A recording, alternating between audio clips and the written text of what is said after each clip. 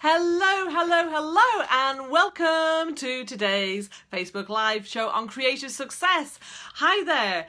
Today we're going to be talking about how to differentiate your business. Make sure you have your sound turned on so you can hear all the goodies that I have to share with you today. All right, so if you haven't heard of me before, if you haven't met me before, my name is Una Doyle. I'm a business development coach, and my business is creativeflow.tv. And I specialise in working with creatives and helping them to have profitable businesses and learning how to run their business their way, following their strengths, and so they can have much more fun and time freedom and everything like that. Okay, so bear with you. I just realised I'm not quite 100% today, and I just realised I had left some notes over here, so let me just get these because I want to make sure that we have everything absolutely perfect for you. Okay, so just to mention as well, before we get stuck into this, I've got a free resource for you, which I will allude to, which bits of it are relevant to today's topic, and I have that in the description. So 21 tools to increase sales. You can click that link and download that for free, okay? That's all for you. All right, so how to differentiate your business. You know, this is a question that I get asked a lot, okay? You know, particularly I'm on social media, I'm interacting with people, and I ask them, what's the biggest challenge that you've got? You know, what's a great opportunity that you have? How can I help you with that? And a lot of the time it's people saying, well, how do I stand out? How do I compete against, there's so many people out there that do the same thing that I do. And the reason why this is so important is because the level of competition out there has gone through the roof, okay? Now, I've got a strategy for you that actually means that doesn't matter, okay? It's really, really important that you take this approach in order to be able to overcome this. But for people who aren't doing that, then the competition is a very, very real thing. So maybe you find that you could be meeting people out networking, but they're not they're kind of nice, and maybe have a bit of a chat, maybe even have a meeting. You might talk about some of their work, but there's no real kind of oomph there at all. They're not kind of biting your hand off to work with you. You might be in situations where you're connecting with people on social media, and again, if you're just not getting that kind of a reaction, or they already have a supplier for what it is that you provide, and they're not really being seeing any reason as to why they ought to change.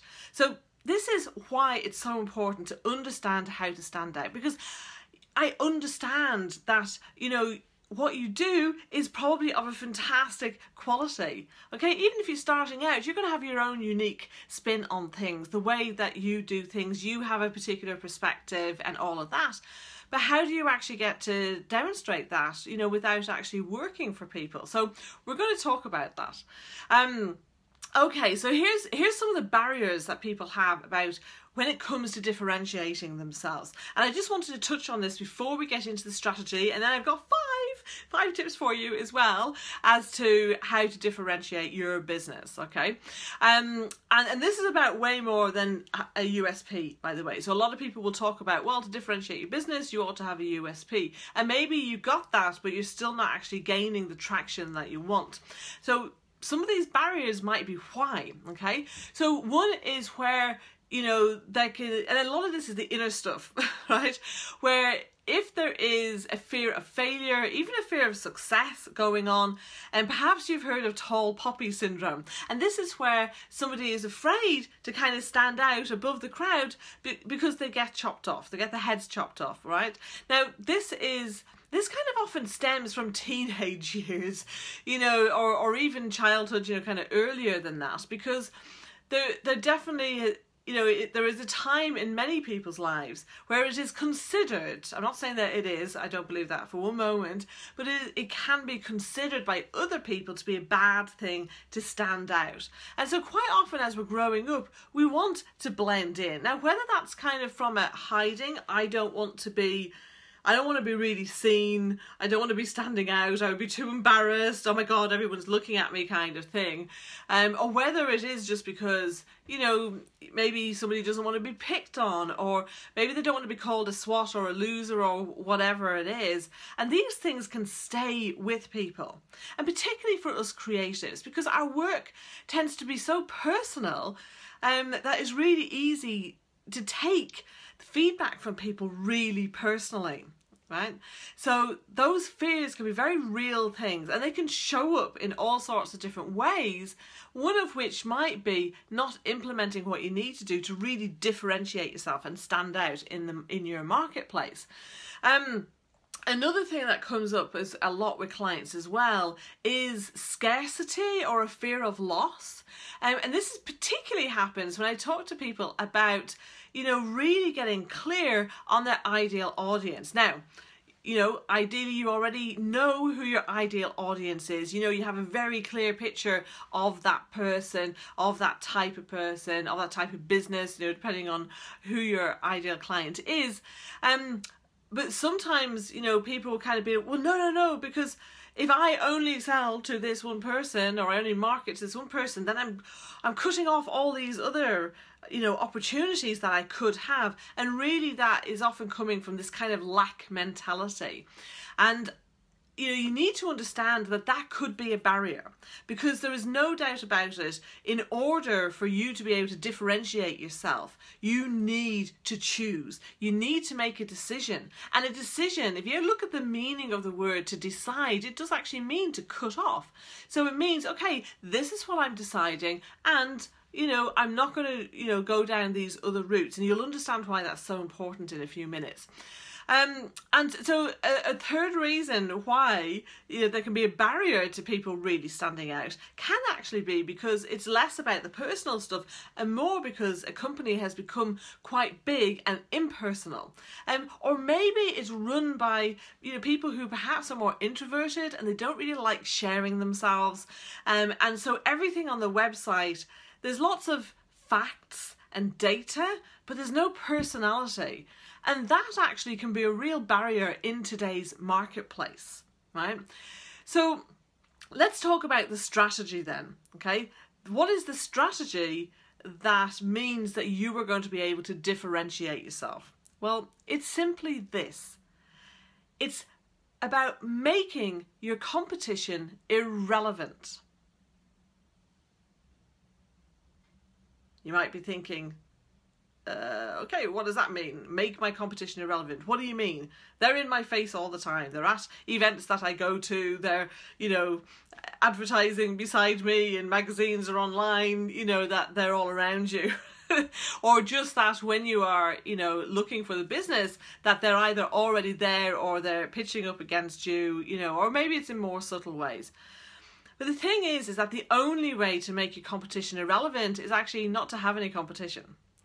And this is about more than a mindset. Okay, now it is partly a mindset because you need to adopt this mindset before you're able to fully implement the ways to do this. Okay, so you've got to understand that if you are comparing and competing with other people, then you've already lost. Okay, in order for you to really be able to differentiate yourself, you know, you need to be operating in a pond that is all of your own. Okay, I was talking about ponds and fishing last time. So let's return to that metaphor. And you really need to be creating your own pond where only fish that kind of want to, you know, that really like this pond's environment, that they want to be there. And that's really what you want to be creating for yourself. And in case you haven't guessed, your customers are the fish. So what are the tips? And you'll understand more when I explain what these are. Okay, so the first one is that you have to intimately know your clients, intimately know your audience. And I say intimately. Intimately is a misunderstood word. You know, quite often people go, oh, gosh, that's got sexual connotations. That's not what I'm talking about. But another way of looking at the word intimacy is to break it down into me, see. So think about it. You know, do you really know your ideal client so well that, you know, that they would feel that you know them, that they would feel that you understand them and their challenges even better than they do. And if you don't have that level of intimacy with your clients and your potential clients, then it's going to be, you know, of course, competition is going to come into play, right? And I want you to, you know, please comment and let me know, you know, who do you feel is your competition, or who is a supplier or somebody you buy from that makes you feel like that? And actually, it's just reminded me of, I did a session with somebody recently, and they said, oh my God, it's like you're in my head listening to my thoughts. You know, and this is something that I'm working on. In fact, I'm probably going to be doing, you know, some survey interviews in the near future. If you'd like to be one of those people, you know, message me or pop that in the comments as well, because it's an ongoing thing. You know, you can never know your customers too well. I think that would be pretty impossible. So that's the first thing. You got to have that intimacy with your customer or potential customer, that you really know them. And this is why. Because the second thing is that, of course, you need to be able to help them, and you need to be able to add value in a way that they perceive as being valuable. Now, how can you possibly do that if you don't narrow down, you know, who your ideal client is in a way that is meaningful for them, in a way that they land on your website or have a conversation with you and go, oh wow, yeah, that's me. You know, gosh, this person can help me to achieve my aspirations or to solve this problem. So you've got to be able to do that. And I've talked in other episodes about different ways that you can add value. So, you know, go and check those out. There's the aroma approach and other things like that will help you with that. So the third one is close open loops. Now, I'm not talking about storytelling here. That's where there's kind of another phrase about open loops and, you know, things like that. It's not what I mean here, but it's actually a similar principle. Because, say for instance, you're a filmmaker, and so now you're in a situation, if you're in video production, I mean, yeah, video is going through the roof, but also people want to do it themselves. See, this is the thing about competition, is that it's not always about somebody else offering the same thing as you. You know, yes, there is increased competition because of lower technology, because of globalization, but there is also a lot of, you know, particularly for creatives, there's a lot of competition because of the DIY mentality of, oh, I've got an app for that, or they have the technology to be able to produce what you previously would have done for them, and they would have had no knowledge about it. Now, it doesn't mean that they're going to do it brilliantly. And this is where really knowing your customers and their pains and what they want is so important, because then you are really able to add value to them. But not only that, and this is what I mean by, you know, close the open loop. So maybe they have the video, but what do they do with it? Or have they even made the video about the right thing? Or what are they going to do with the video once they have that? So look at the ways that you can collaborate with other providers, or perhaps build your team in order to collaborate, so that you're closing those open loops. Because a lot of the time people won't want to move forward with an idea or a strategy simply because they are missing those bits before and or after what it is that you actually provide. Okay, so think about that, close those open loops. Now, this is kind of particularly relevant for creatives who are offering services, but I bet if you think about it, there's ways that you could apply that if you are doing product sales as well. Maybe there's a piece of information that people need to have, and you do that as part of your adding value. Or what is it that they would have after consuming your product? Who else could you collaborate with or share with them? That's, you know, could be an extra revenue stream for you, but even if it's just to actually help you to differentiate yourself and, you know, show your audience that you really understand them. Okay, so we got intimately know your audience, you know, make sure that you're adding value in a way that's meaningful to your potential clients. So the third one is close open loops, and the fourth is about having trusted referral networks. So now I go to, if you're in the northwest of the UK, you might have heard of Bob Club's Business Over Breakfast. If not, give me a shout. I can put you in touch with Tracy, who runs that up here. And so we meet every couple of weeks and we have a breakfast meeting, and we are building the trusted group of people. There's all sorts of different ways of doing this, okay? You can do this with your customers. In fact, they are the best people to refer you, okay? But you've got to think about, how am I building trust with people so that they refer me? Because think about it, like just this last week actually, my fiance is very unhappy with the service that he's had from a car garage. That he brought it in to get it serviced, and they've just been terrible. I won't bore you with the details. And so what do? We thought, well, actually, let's just ask. Oh, we know so and so. Bet they know somebody who knows a good garage that we can trust. So rather than even going online and checking reviews, obviously that's one way of building trust with your marketplace, is to have great reviews and testimonials on your website. We just asked somebody, so think that word of mouth is fantastic, because it's just that instant trust. We're not going to go look anywhere else. We trust the people who've referred us, so we're just going to go straight to them. Word of mouth can be hard to scale, but you can't beat it in terms of speeding up the sales process, and you can't beat it in terms of making your competition irrelevant, which is what all these tips are about. So think about that. What are the ways that you can build more trust by adding value, by having referrals, by having great case studies with your clients, just asking your clients to share, things like that. And the fifth one then is about using globalization to your advantage. So for instance, if we go back to tip number 3, where you're looking to close those open loops and perhaps restructure your product or service offering to make sure that the way you're doing things will stand out and really meet your clients' needs. Then you can use globalization in terms of outsourcing, in terms of, you can use the technology, all the things that actually make your environment more competitive, seemingly at least, are actually the very things that you can use to your advantage. In Chinese, they have the same symbol for challenge and opportunity, because they are both sides of the same coin. And there's another saying actually, which is, what's in the way is the way. Okay? What's in the way is the way. So whatever it is that's blocking you is actually, by looking at it from a different perspective, will help you to be able to move forward. And I think all of this is so important, because I just want to share a quote with you actually. The world doesn't celebrate your similarity, but your difference. This is by Bernard Calvin Clive. The world doesn't celebrate your similarity, but your difference. So we, think about the inner stuff that might be blocking you, and also look to apply these tips.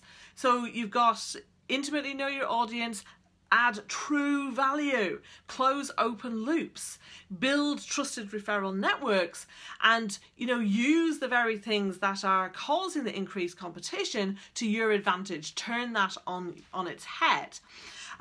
Okay, so have you found this to be of value? If you have, then please share this out, like, comment, and if I don't get to your questions, I will come back and check things later. But before I go, I just want to remind you about the free guide that I mentioned at the beginning of this session. It's the 21 tools to increase sales in your creative business, and it's not just a list of tools. In the guide, what I'm doing is actually advising you on, well, when and where would you use this, okay? Because, different companies are at different stages. Some are more suitable for product businesses, some are more suitable for service, some are great when you're just starting out, some are a bit better for when you're a bit more sophisticated. So there's something in there for everybody. But really what it's about is getting you focused, and particularly for steps 1 and 2, okay, in intimately knowing your audience and in helping to add more value. There are tools in there that will really help you to do that. Okay, the guide is free. Just use the link. In fact, I have the link here, and yes, it's upside down. So here we are. So we'll get your free guide, 21 tools to increase sales in your creative business. So creativeflow.tv/21 tools. Okay, so I'm Una Doyle, founder of creativeflow.tv, and I'm on a mission to help as many creative business owners as I can to have profitable businesses that really add value, to their clients, to their audiences, and I help them to be happy, healthy, and wealthy. Okay? And who doesn't want to be that? So remember, Una Doyle, Creative Flow, because the fortune is in the flow. See you same time next week. Bye.